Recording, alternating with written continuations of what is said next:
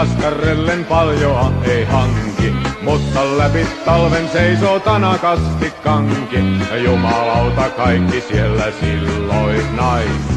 Olin kerran kutsuttuna juhlissamme näissä, sellaista ei nähty edes Onassiksen häissä.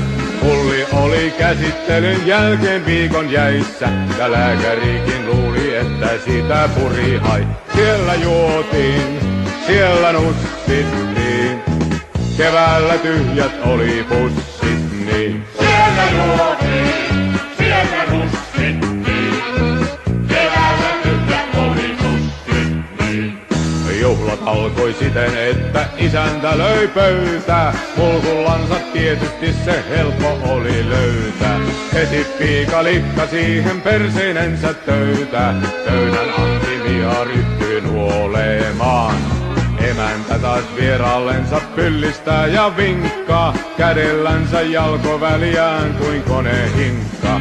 Reumastansa huolimatta renkin lujaa kinkkaa. Ei vieras ehdi ensimmäiseen varviin ollenkaan. Siellä juotiin, siellä nussittiin.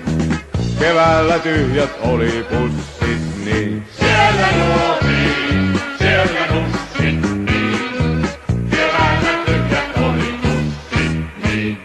Minullekin Munakylään tullut leski käski, joku siltä liivit avas, pirtin täytti läski. Hillu tuoksui tuoreelta kuin viikon käynyt mäski, siitä laatu enää tuskin paranee.